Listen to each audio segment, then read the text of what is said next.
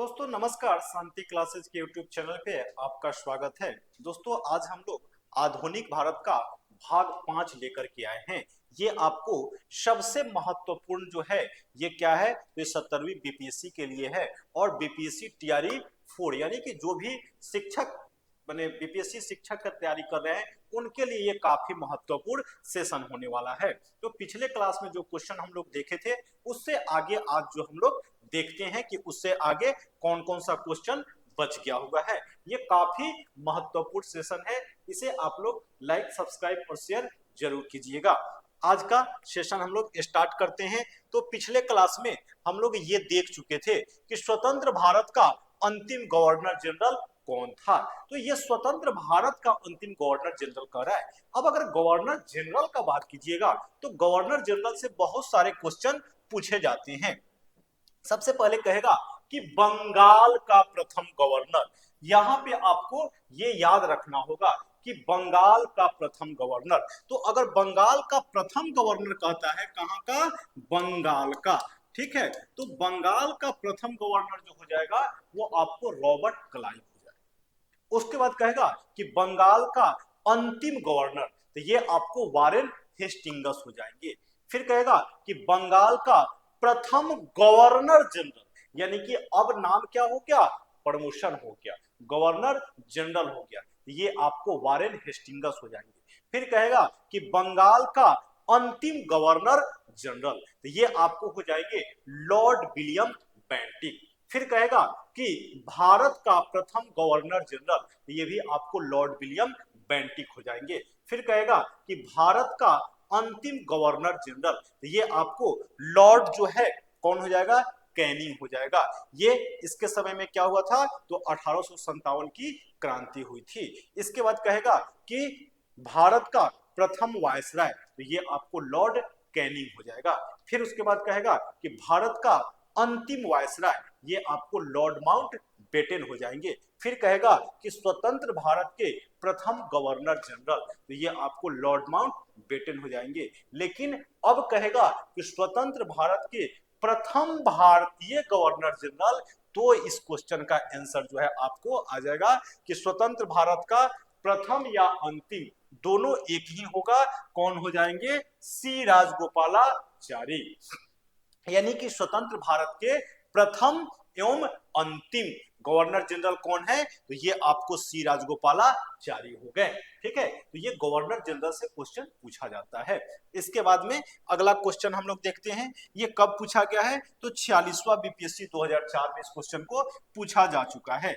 Next question हम लोग देखते हैं कि नेक्स्ट क्वेश्चन आपका क्या कर रहा है। तो अगला क्वेश्चन कर रहा है, किस साल रेगुलेटिंग एक्ट पारित किया गया था। यानी कि अब क्या आ गया, ये एक रेगुलेटिंग एक्ट के तहत जो है क्वेश्चन आ गया कि किस साल रेगुलेटिंग एक्ट पारित किया गया था। तो अब अगर रेगुलेटिंग एक्ट का बात कीजिएगा तो ये आपको 1773 ईस्वी में आया था।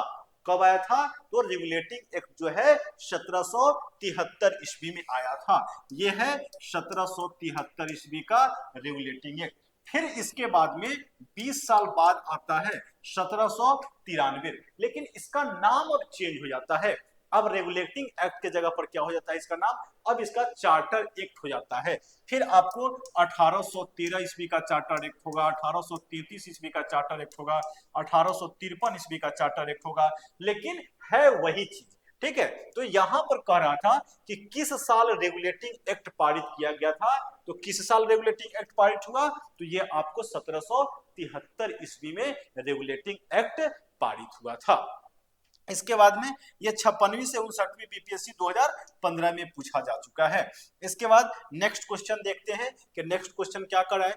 इसमें कर रहा है कि नागरिक सेवा के लिए प्रतियोगी परीक्षा प्रणाली को सिद्धांततः स्वीकार किया गया। अभी जस्ट हम लोग वहां पर देख रहे थे कि कब कब, तो 1773 ईस्वी का रेगुलेटिंग एक्ट 1813 है, 1833 है, 1853 है। तो ये आपको किसके तहत किया गया था, तो ये आपको 1853 ईस्वी का जो चार्टर एक्ट आया था इसके तहत किया गया था कि नागरिक सेवा में, यानी कि सिविल सेवा का माने सिविल सेवा जो एग्जाम है इसका प्रारंभ कब हुआ था, तो 53 ईस्वी का जो चार्टर एक्ट आया था, इसके तहत ये प्रारंभ किया गया था। ठीक है, ये आपको 46वीं बीपीएससी 2003 में पूछा जा चुका है। इसके बाद में नेक्स्ट क्वेश्चन देखते हैं कि नेक्स्ट क्वेश्चन क्या कर रहा है। ये कर रहा है कि मोंटेग्यू चेम्सफोर्ड की रिपोर्ट थी, यानी कि ये मोंटेग्यू चेम्सफोर्ड क्या है, तो मोंटेग्यू चेम्सफोर्ड सुधार अधिनियम है। तो जैसे एक कहेगा कि भारत परिषद अधिनियम 1909 पर आधारित थी, तो ये कहेगा तो मार्ले मिंटो सुधार हो गया। मार्ले मिंटो सुधार कब आया था, तो ये आपको 1909 में आया था। यहां कह रहा है कि मोंटेग्यू चेम्सफोर्ड सुधार, तो ये है भारत सरकार अधिनियम 1919 पर आधारित है, यानी कि 1919 में क्या था, तो ये आपको मोंटेग्यू चेम्सफोर्ड सुधार आया था। ठीक है, मार्ले मिंटो सुधार कब आया था, तो ये आपको 1909 ईस्वी में आया था। इसके बाद ये 53वीं से 55वीं बीपीएससी 2011 में इसे पूछा जा चुका है। इसके बाद में नेक्स्ट क्वेश्चन देखते हैं कि नेक्स्ट क्वेश्चन आपको क्या कर रहा है। अगला क्वेश्चन हो क्या कि भारतीय उच्चायुक्त के पद का सृजन किस अधिनियम से हुआ था, यानी कि भारतीय उच्चायुक्त का जो है ये किस अधिनियम से हुआ था, तो ये भी आपको हो जाएगा भारत सरकार अधिनियम 1919 के तहत हो जाएगा।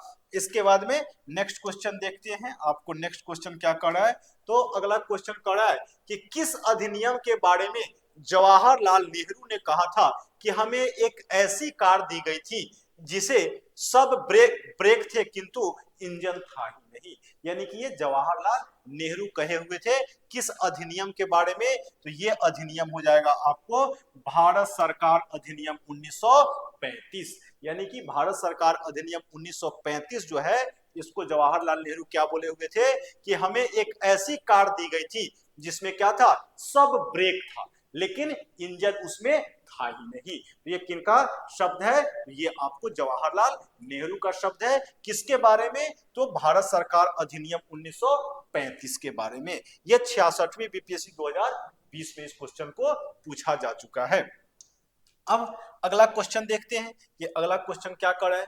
अगला क्वेश्चन कर रहा है कि भारत सरकार अधिनियम 1935 को किसने गुलामी का चार्टर बताया था, यानी कि ये कौन कहा कि मैंने गुलामी का चार्टर किसने बताया था, तो इसका सही आंसर हो जाएगा नेताजी सुभाष चंद्र बोस। इसका सही आंसर क्या हो जाएगा, नेताजी सुभाष चंद्र बोस, यानी कि नेताजी सुभाष चंद्र बोस ने क्या कहा था कि गुलामी का ये चार्टर है, किसके बारे में, तो भारत सरकार अधिनियम 1935 ईस्वी के बारे में। और जवाहरलाल नेहरू ने इसे क्या कहा था कि मैंने वैसा कार दिया गया जिसमें क्या है, सब जो है ब्रेक ही है, उसमें इंजन है ही नहीं। ठीक है, तो ये दोनों आदमी का माने शब्द है। ये आपको बीपीएससी टीचर 15/12/2023 को पूछा जा चुका है। तो इससे आप समझ सकते हैं कि ये जो सेशन है ये टीआरई 4 के लिए कितना महत्वपूर्ण है। टीआरई 4 में चाहे आप 1 to 5 का तैयारी कर रहे हैं, 6 to 8 का कर रहे हैं, 9-10 कर रहे हैं, +2 कर रहे हैं, सबके लिए ये महत्वपूर्ण है। ये क्वेश्चन आपको 11th-12th में पूछा गया है, यानी कि +2 स्कूल में ये पूछा गया है। अगला क्वेश्चन देखते हैं कि अगला क्वेश्चन क्या कर रहा है। तो अगला क्वेश्चन कर रहा है कि भारत सरकार अधिनियम 1935 ने समाप्त की, यानी कि भारत सरकार अधिनियम 1935 जो आया वो इसमें से किसको समाप्त किया, तो ये आपको प्रांतीय द्वैध शासन व्यवस्था को ये क्या कर दिया, समाप्त कर दिया। यानी कि प्रांतीय द्वैध शासन व्यवस्था जो है इसको भारत सरकार अधिनियम 1935 जो है समाप्त कर दिया था। ये आपको 42वीं बीपीएससी 97-98 में से पूछा जा चुका है। इसके बाद में नेक्स्ट क्वेश्चन देखते हैं कि अगला क्वेश्चन आपको क्या कर रहा है। ये कर रहा है कि राजेंद्र प्रसाद को संविधान सभा का सभापति चुना गया।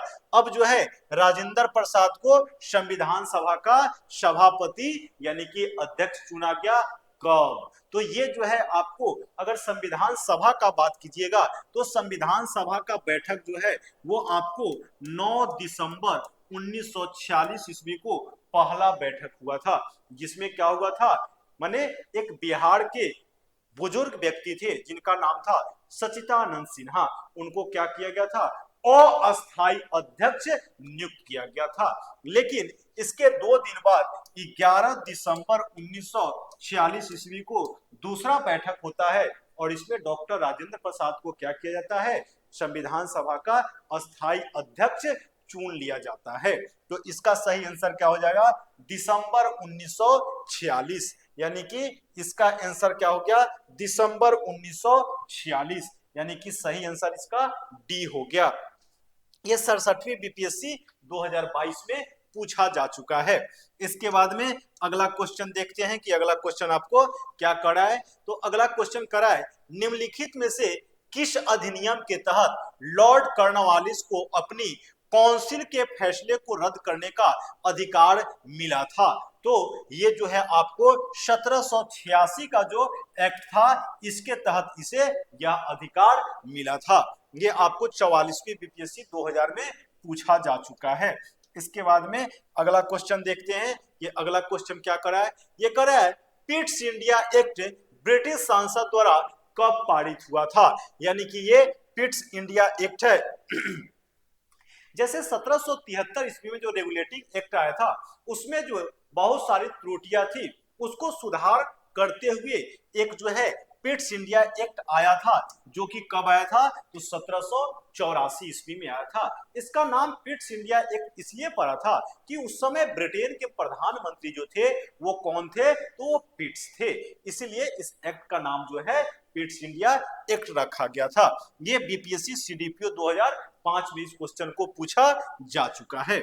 इसके बाद में अगला क्वेश्चन देखते हैं कि अगला क्वेश्चन क्या कर रहा है, ये कर रहा है वर्ष 1919 ईस्वी में जब मॉन्टेग्यू चेम्सफोर्ड अधिनियम पास हुआ था, तब इंग्लैंड का प्रधानमंत्री कौन था, यानी कि 1919 ईस्वी में जो मॉन्टेग्यू चेम्सफोर्ड सुधार पास हुआ था, उस समय ब्रिटेन के प्रधानमंत्री कौन थे, तो ये आपको सही आंसर इसका ए हो जाएगा, लॉर्ड जॉर्ज थे। ये जो है आपको 1916 से लेकर के और 1922 ईस्वी तक ब्रिटेन के प्रधानमंत्री थे। जॉर्ज जो है 1916 से 1922 ईस्वी तक ब्रिटेन के प्रधानमंत्री थे। तो इसका सही आंसर ए हो जाएगा। ये कह रहा था कि 1919 ईस्वी में मॉन्टेग्यू चेम्सफोर्ड सुधार अधिनियम पास हुआ था, उस समय इंग्लैंड का प्रधानमंत्री कौन थे, तो ये आपको कौन हो गए, तो लॉर्ड जॉर्ज हो गए। ये 1916 से 1922 ईस्वी तक ब्रिटेन के प्रधानमंत्री थे। ये आपको 60 से 62वीं बीपीएससी 2017 में पूछा जा चुका है। इसके बाद में अगला क्वेश्चन देखते हैं। अगला क्वेश्चन करा है यूनाइटेड किंगडम की महारानी, यानी कि इंग्लैंड की जो महारानी थी एलिजाबेथ द्वितीय के संबंध में निम्नलिखित में से कौन सा कथन सही है। तो अगर इसका बात कीजिएगा तो वो जो है उन्होंने 70 वर्षों तक शासन किया और 96 वर्ष के आयु में उनकी मृत्यु हुई, तो इसका सही आंसर आपको ये ए हो जाएगा। उनका जो है 2022 में उनका क्या हुआ था, मृत्यु हुआ था और 96 वर्ष की आयु में उनकी मृत्यु हुई थी और ये जो है आपको 70 वर्ष तक शासन की हुई थी। इनका 69वीं बीपीएससी 2023 में इसे पूछा जा चुका है। ठीक है, यानी कि शासन कितना दिन तक की, तो 70 साल और आयु जो है कितना था, तो 96 साल। अगला क्वेश्चन देखते हैं कि अगला क्वेश्चन आपको क्या करा है। तो अगला क्वेश्चन करा है निम्नलिखित में से कौन सा कथन सही है, यानी कि इसमें जो है कौन सा आपका सही है, इसके बारे में देखना होगा। तो ये करा है कि राजा राम मोहन राय नवीन शिक्षा के अग्रणी थे। तो राजा राम मोहन राय के बारे में हम लोग पहले भी देख चुके हैं कि आधुनिक भारत के पिता किन्हें कहा गया है, तो ये आपको राजा राम मोहन राय को कहा गया है, यानी कि ये क्या हो गया आपका, ये सही बात है। अब कह रहा है कि स्वामी दयानंद सरस्वती ने भारत भारतीयों के लिए का नारा दिया था, यानी कि स्वामी दयानंद सरस्वती जो है भारत भारतीयों के लिए का नारा दिए थे, यानी कि ये भी आपका क्या है, सही है। अब कह रहा है कि विवेकानंद ने विश्व धर्म संसद में भाग लिया था, तो ये भी बात क्या है, सही है, यानी कि स्वामी विवेकानंद जो है 1893 ईस्वी में कहा गए हुए थे, तो वो शिकागो गए हुए थे। ठीक है, तो इसका अगर सही आंसर का बात है तो ये तीनों जो है सही है, इसलिए इसका आंसर क्या हो जाएगा, तो इसका आंसर जो है आपको डी हो जाएगा, उपयुक्त में से एक से अधिक हो जाएगा। इसका सही आंसर क्या हो गया आपको, उपयुक्त में से एक से अधिक हो गया। इसके बाद में नेक्स्ट क्वेश्चन हम लोग देखते हैं कि नेक्स्ट क्वेश्चन आपको क्या कर रहा है। तो अगला क्वेश्चन कर रहा है कि ब्रिटिश शासन के दौरान निम्नलिखित घटनाओं को क्या करना है, कालक्रम में सजाना है। तो इसमें जो है 1905 ईस्वी में क्या हुआ था, तो 1905 ईस्वी में बंगाल विभाजन, लॉर्ड कर्जन के समय में बंगाल विभाजन का घोषणा किया गया था। अब कह रहा है कि 1908 ईस्वी में कांग्रेस में फूट, नहीं, ये बात क्या है, गलत है। 1907 ईस्वी का जो कांग्रेस का अधिवेशन था उसमें क्या हुआ था, कांग्रेस दो भागों में बट गई थी, एक गरम दल और एक नरम दल। वो कहां का अधिवेशन था, तो ये आपको सूरत का अधिवेशन था। ठीक है, अब कह रहा है 1919 ईस्वी में रॉलेट सत्याग्रह हुआ। हाँ, ये बात सही है। 1919 में क्या हुआ था, रॉलेट एक्ट आया था, जिसमें क्या हुआ था कि इसे माने जो है अंधा कानून कहा गया था, किसी को भी पकड़ करके और जेल में बंद कर दीजिए।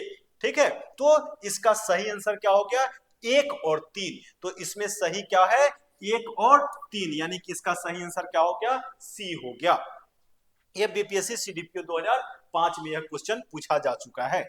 इसके बाद में अगला क्वेश्चन देखते हैं कि अगला क्वेश्चन आपको क्या कर रहा है। तो अगला क्वेश्चन जो है ये कह रहा है कि निम्नलिखित में से कौन सी घटना सबसे पहले हुई। अब जो है ये 3 घटना दे रहा है, इसमें कह रहा है कि सबसे पहले कौन सी घटना हुई। तो अगर संथाल विद्रोह का बात कीजिएगा कि ये कब हुआ था, तो 1855-56 ईस्वी में संथाल विद्रोह हुआ था। इसके बाद कह रहा है बिरसा मुंडा विद्रोह, ये कब हुआ था, तो ये आपको 1899 से 1900 माने 1899 1900 ईस्वी में हुआ था। ताना भगत आंदोलन ये कब हुआ था, तो ये आपको 1914 ईस्वी में हुआ था। ये भी क्वेश्चन देखिए, बीपीएससी टीचर 9/10/8/12/2023 को ये क्वेश्चन पूछा जा चुका है। यानी कि आप समझ सकते हैं ये बीपीएससी टीचर के लिए कितना महत्वपूर्ण सेशन है। ठीक है, तो इसका सही जो है क्या हो जाएगा, संथाल विद्रोह कब हुआ था, तो 1855-56 में। इसके बाद में बिरसा मुंडा विद्रोह 1899 से 1900 में। ताना भगत आंदोलन जो है ये 1904 में। उपयुक्त में से निम्नलिखित में से कौन सी घटना सबसे पहले हुई थी, कह रहा है। तो सबसे पहले का बात अगर कह रहा है तो क्या हो जाएगा, संथाल विद्रोह हो जाएगा। ठीक है, ये तीनों का जो है कब कब हुआ था ये, तो ये बीपीएससी टीचर में ये क्वेश्चन पूछा जा चुका है। इसके बाद में नेक्स्ट क्वेश्चन हम लोग देखते हैं। नेक्स्ट क्वेश्चन क्या कर रहा है, तो अगला क्वेश्चन कर रहा है कि खान अब्दुल गफ्फार खान द्वारा स्थापित खुदाई खिदमतगार को किस नाम से जाना जाता है। तो जब हम लोग खान अब्दुल गफ्फार खान के बारे में पढ़ रहे थे, वहां पर इनका जो है आया हुआ था कि इनका क्या है, खुदाई खिदमतगार है, उसको और किस नाम से जाना गया है, तो रेड शॉर्ट के नाम से जाना गया है। ठीक है, किस नाम से जाना गया है, रेड शॉर्ट के नाम से जाना गया है। यह बीपीएससी सीडीपीओ 2018 में यह क्वेश्चन पूछा जा चुका है। इसके बाद में नेक्स्ट क्वेश्चन देखते हैं। नेक्स्ट क्वेश्चन क्या कर रहा है, महारानी विक्टोरिया को भारत की सामग्री नियुक्त की गई। महारानी विक्टोरिया को जो है भारत की सामग्री कब नियुक्त की गई थी, तो इसका सही आंसर हो जाएगा 1877 ईस्वी में। महारानी विक्टोरिया को भारत की सामग्री कब नियुक्त की गई थी, तो 1877 ईस्वी में। इसके बाद में ये 38वीं बीपीएससी 1992-93 में पूछा जा चुका है। अब जो है अगला क्वेश्चन देखते हैं। अगला क्वेश्चन कर रहा है अंत्योदय कार्यक्रम का उद्देश्य है, यानी कि अंत्योदय कार्यक्रम का क्या उद्देश्य है, तो अंत्योदय कार्यक्रम का उद्देश्य है गरीबों में सबसे गरीब की सहायता। यानी कि इसका सही आंसर क्या हो जाएगा, सी हो जाएगा। जैसे अल्पसंख्यकों का विकास, नहीं, अंत्योदय योजना का उद्देश्य ये नहीं है। दलितों की उन्नति, नहीं, इसका उद्देश्य ये नहीं है। इसका उद्देश्य है कि गरीबों में जो है, जो सबसे गरीब है उसका क्या होना चाहिए, विकास होना चाहिए। तो ये आपको अंत्योदय योजना है। इसके बाद में अगला क्वेश्चन देखते हैं कि अगला क्वेश्चन क्या कर रहा है। अगला कर रहा है कि ब्रिटिश शासन के दौरान निम्नलिखित घटनाओं को कालक्रम में व्यवस्थित कीजिए, यानी कि इसका जो है कालक्रम सही में कौन सा होगा। तो इसका देख लेते हैं हम लोग क्या क्या है। एक क्या है, तो डांडी मार्च है, ठीक है। दूसरा क्या है, साइमन कमीशन है। तो साइमन कमीशन भारत कब आया था, 1928 ईस्वी में आया था। इसके बाद डांडी मार्च क्या है, तो डांडी मार्च जो है गांधी जी के द्वारा कब प्रारंभ किया गया था, तो ये आपको 1900 मार्च 1930 ईस्वी में, ठीक है, मार्च 1930 ईस्वी में, ठीक है। ये प्रारंभ किया गया था कितना तारीख से, तो 12 मार्च 1930 ईस्वी से, और वो पहुंचे कितना तारीख को थे, तो 6 अप्रैल 1930 ईस्वी को। अब कह रहा है पूना समझौता। तो पूना समझौता जो है कब हुआ था, 1932 ईस्वी में हुआ था। किसके किसके बीच हुआ था, तो ये गांधी जी और अंबेडकर साहब के बीच में हुआ था। अब कह रहा है गांधी इरविन समझौता, तो ये कब हुआ था, 1931 ईस्वी में। इसका सही कालक्रम क्या हो जाएगा, 1900 साइमन कमीशन 1928, यानी कि सबसे पहले क्या हो जाएगा, बी हो जाएगा। दूसरा 1930 यानी कि डांडी मार्च, यानी कि ए हो जाएगा। फिर उसके बाद पूना समझौता, यानी कि नहीं। इसके बाद क्या, गांधी इरविन समझौता, यानी कि सी हो जाएगा। तो सबसे पहले आपका क्या हो गया, सबसे पहले इसका आंसर क्या हो जाएगा, बी। बी कहने का मतलब 1928। फिर इसके बाद में ए, उसके बाद में 1900 डी, और इसके बाद में सी, यानी कि इसका सही आंसर क्या हो गया, बी ए डी सी, यानी कि ये आपका इसका सही कालक्रम हो गया, ठीक है। ये आपको बीपीएससी असिस्टेंट 2019 में इस क्वेश्चन को पूछा जा चुका है। इसके बाद में नेक्स्ट क्वेश्चन देखते हैं कि नेक्स्ट क्वेश्चन क्या करा है। करा है कौन सी घटना सबसे पहले हुई थी, यानी कि ये घटना दे दिया और इसमें कह रहा है कि कौन सी घटना जो है सबसे पहले हुई थी। तो ये जो है आपको क्या है, भारत छोड़ो आंदोलन, यानी कि ये कब हुआ था, तो ये आपको अगस्त में हुआ था। अगस्त 1942 ईस्वी में किसके द्वारा, ये गांधी जी के नेतृत्व में हुआ था, ठीक है। और 1 अगस्त 1942 से असहयोग आंदोलन प्रारंभ हुआ था, ठीक है। और इसके बाद करा है क्रिप्स मिशन आगमन। तो ये भी भारत आता है क्रिप्स मिशन, लेकिन ये कब आता है, ये अगस्त की घटना है, और ये आता है आपको मार्च में, ठीक है। तो ये उससे पहले की घटना हो गई।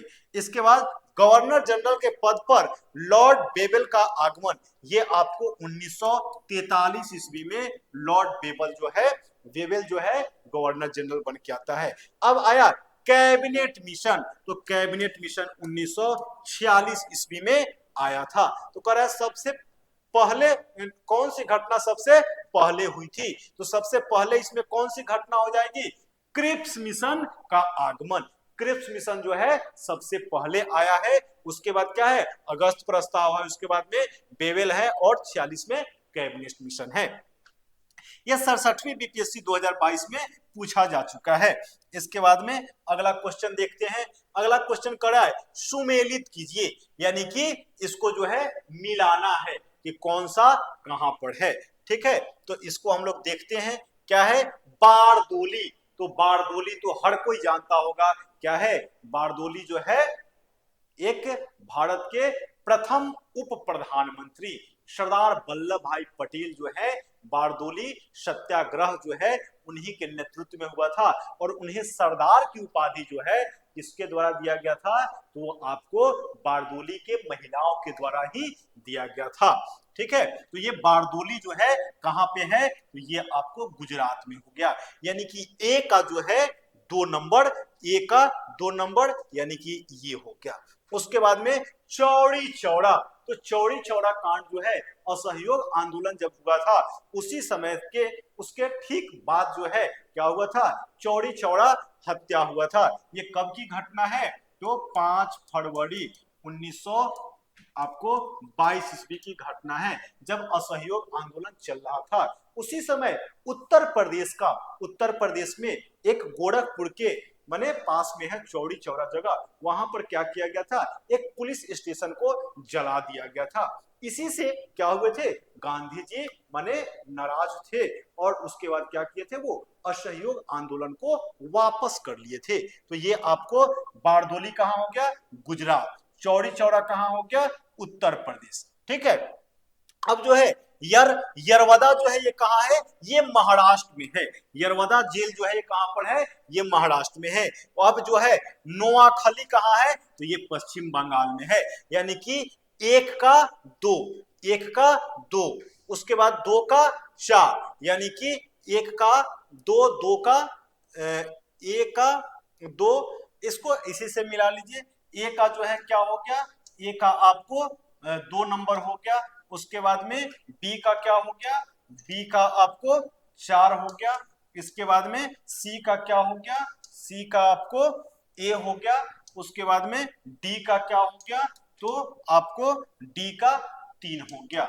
यानी कि 2 4 1 2 2 4, इसमें हो सकता है मिसप्रिंटिंग हो। ठीक है, तो आपका सही कालक्रम जो है ये आपको यहां पर हो गया। ये 48वीं से 52वीं बीपीएससी 2008 में पूछा जा चुका है। ठीक है, इसके बाद में नेक्स्ट क्वेश्चन हम लोग देखते हैं कि नेक्स्ट क्वेश्चन क्या करा है। नेक्स्ट क्वेश्चन करा है, कौन से प्रसिद्ध भारतीय गुरुदेव के नाम से जाने जाते हैं। तो अगर गुरुदेव का बात आएगा तो इसका सही आंसर हो जाएगा, कौन हो जाएंगे, ये आपको रविंद्रनाथ टैगोर हो जाएंगे। यानी कि रविंद्रनाथ टैगोर जो है क्या है, इनका जन्म जो है आपको कहां हुआ था, तो आपको 1861 ईस्वी में बंगाल में हुआ था। ठीक है, और रविंद्रनाथ टैगोर का जो है अभी अभी तक एक माने वैसे दार्शनिक है जिनका माने जो लिखा गया 2 देश का राष्ट्रगान है। भारत का जो राष्ट्रगान है जन गण मन, ये क्या है, रविंद्रनाथ टैगोर के द्वारा ही लिखा गया है। और बांग्लादेश का जो राष्ट्रगान है अनार सुनार बंगला, ये भी जो है रविंद्रनाथ टैगोर के द्वारा ही लिखा गया है। उसके बाद अगर रविंद्रनाथ टैगोर के बारे में बात कीजिएगा तो रविंद्रनाथ टैगोर जो है ये 1911 ईस्वी का कलकत्ता अधिवेशन जो था, इसी में पहली बार गाया गया था क्या, तो भारत का जो राष्ट्रगान है। इसके बाद अगर बात कीजिएगा तो 1901 ईस्वी में एक इनके द्वारा क्या किया गया था, शांति निकेतन स्कूल प्रारंभ किया गया था। जब ये स्कूल प्रारंभ किए थे तो उस समय मात्र 5 स्टूडेंट थे और उसी से ये स्कूल प्रारंभ किए थे। अब इसके बाद बात कीजिएगा इनके बारे में तो 1913 ईस्वी में क्या हुआ था, इन्हें माने नोबेल पुरस्कार मिला था। वो भी किस क्षेत्र में, तो साहित्य के क्षेत्र में। ये एशिया के पहले व्यक्ति थे जो कि क्या थे, नोबेल पुरस्कार विजेता थे। किस लिए मिला था इन्हें, तो गीतांजलि के लिए मिला था। ठीक है, अब जो है उसके बाद इनका अगर बात कीजिएगा तो वही जो है कौन सा, ये 1901 में शांति निकेतन जो स्थापना करते हैं वो क्या होता है, बाद में चल करके विश्व भारती विश्वविद्यालय हो जाता है। और आज के डेट में वो क्या है, सेंट्रल यूनिवर्सिटी है। और 1941 ईस्वी में इनका क्या हो जाता है, मृत्यु हो जाता है।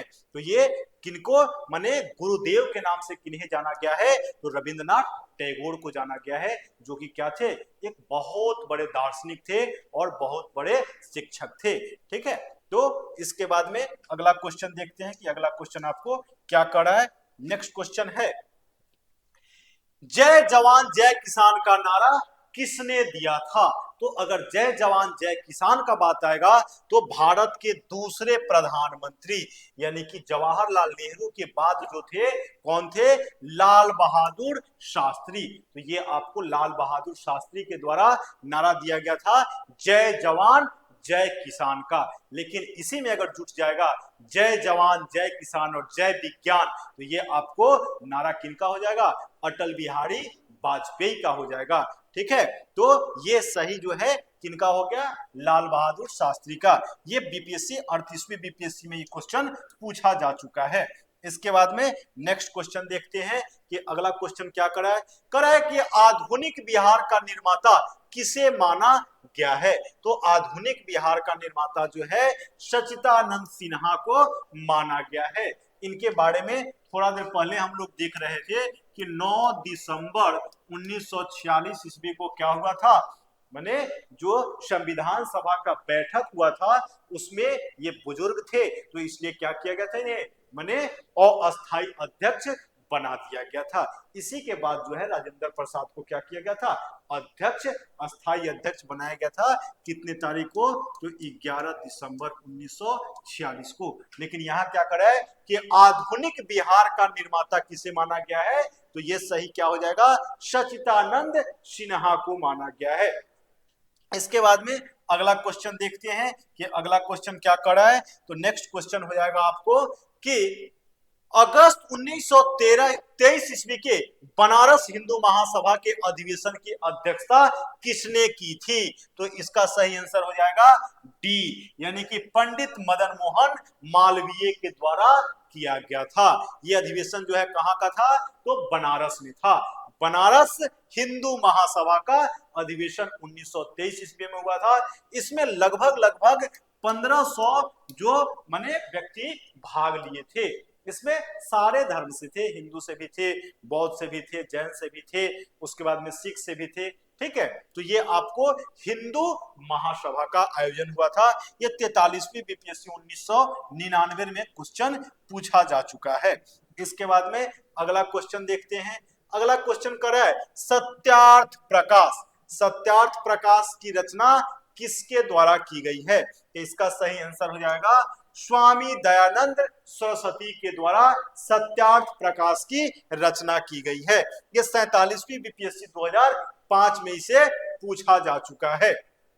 इसके बाद अगला क्वेश्चन देखते हैं कि अगला क्वेश्चन क्या कर रहा है। तो नेक्स्ट क्वेश्चन हो जाएगा निम्नलिखित में से कौन सी पुस्तक तिलक ने लिखी है। तो तिलक के द्वारा जो है बहुत सारा पुस्तक लिखा गया है, लेकिन इसमें जो है आपको कौन सा हो जाएगा, तो गीता रहस्य।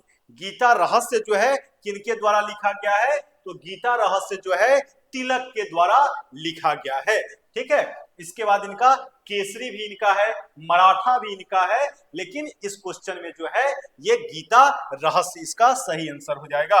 ये बीपीएससी सीडीपीओ 2005 में पूछा गया है। ठीक है, इसके बाद में नेक्स्ट क्वेश्चन देखते हैं। करा है कि पटना से प्रकाशित होने वाला प्रथम अंग्रेजी अखबार कौन सा था।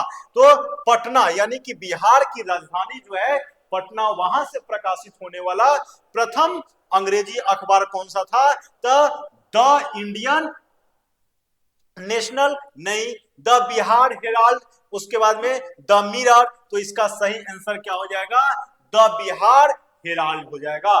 द बिहार हेराल्ड जो है क्या था, प्रथम अंग्रेजी अखबार पटना से प्रकाशित होने वाला था। इसका सही आंसर क्या हो जाएगा, the Bihar Herald.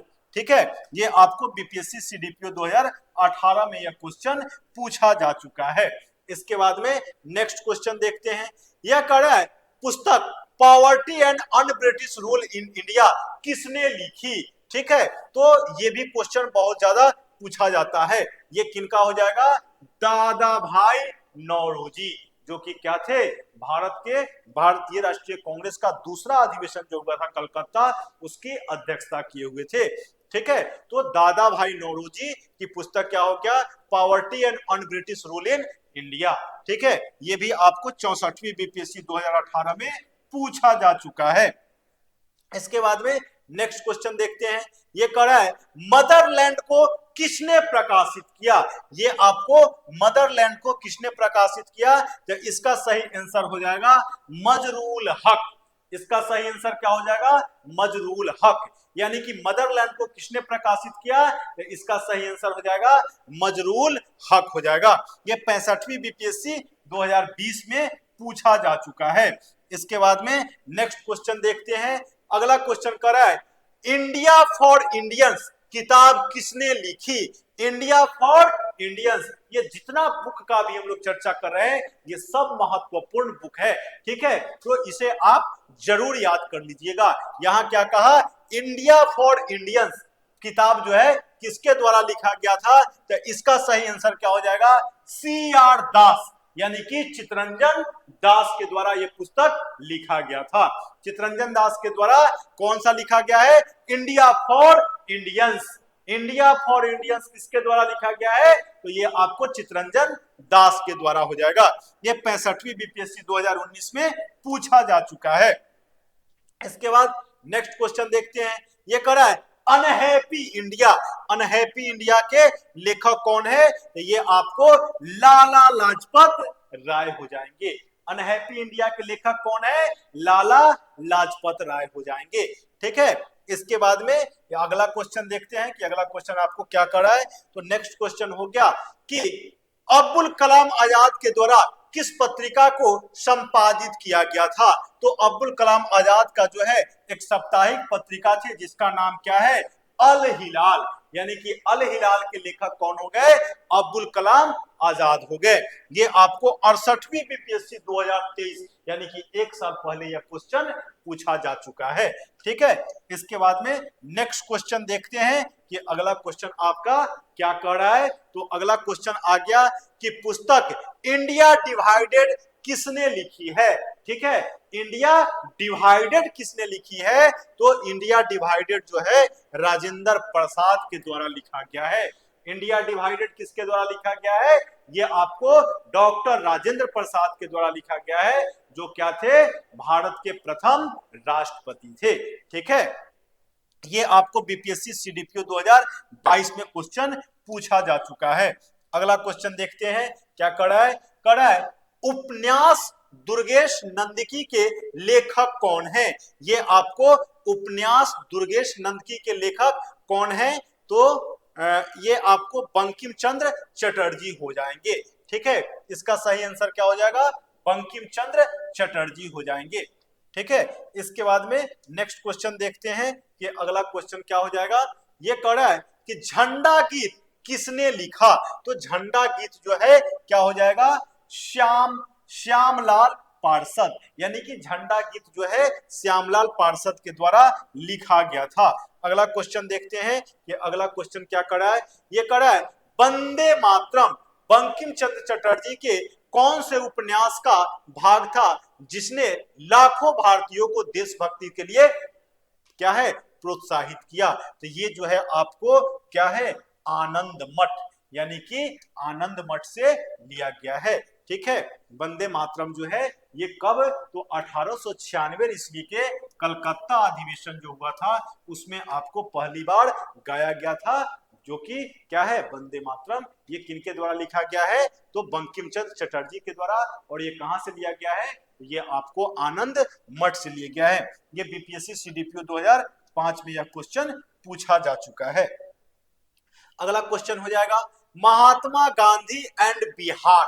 Mahatma Gandhi and Bihar reminiscences के लेखक कौन है? तो इसका सही आंसर क्या हो जाएगा? इसका सही आंसर ए हो जाएगा, यानी कि राजेंद्र प्रसाद हो जाएंगे। ये आपको 68वीं बीपीएससी 2022 में इसे पूछा जा चुका है। अगला क्वेश्चन हो जाएगा कि ऐतिहासिक मूल्यों के लिए प्रसिद्ध भारत माता को किसने पेंट किया था? ठीक है, तो ये आपको अभी थोड़ा सा पहले हम लोग देख रहे थे कि गुरुदेव किन्हें क्या गया है। तो आपको रविंद्रनाथ टैगोर। तो ये रविंद्रनाथ टैगोर के भतीजे हैं।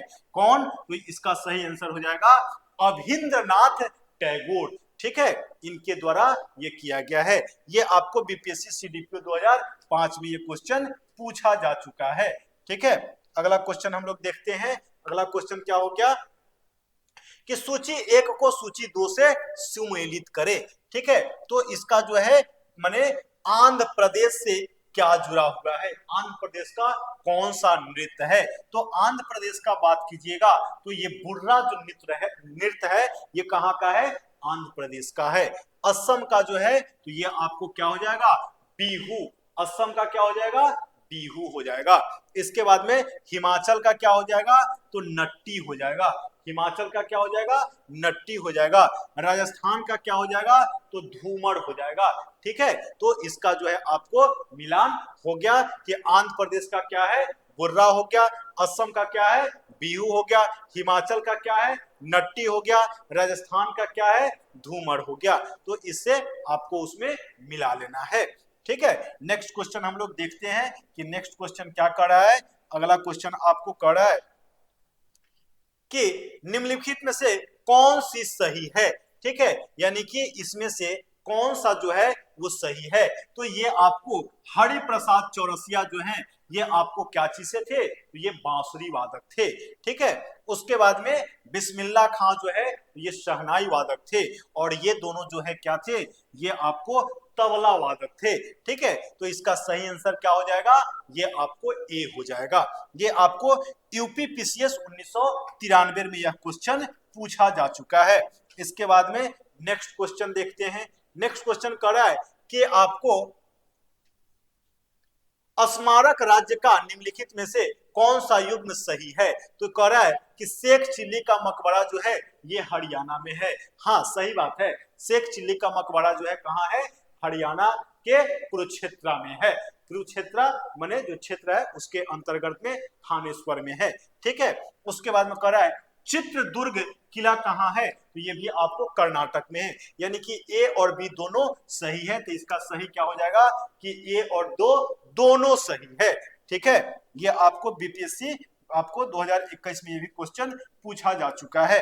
अगला क्वेश्चन देखते हैं। तो अगला क्वेश्चन कर रहा है कि बारावती किला किस भारतीय राज्य में स्थित है। तो बारावती का बात कीजिएगा तो ये आपको कहां हो जाएगा, उड़ीसा में हो जाएगा।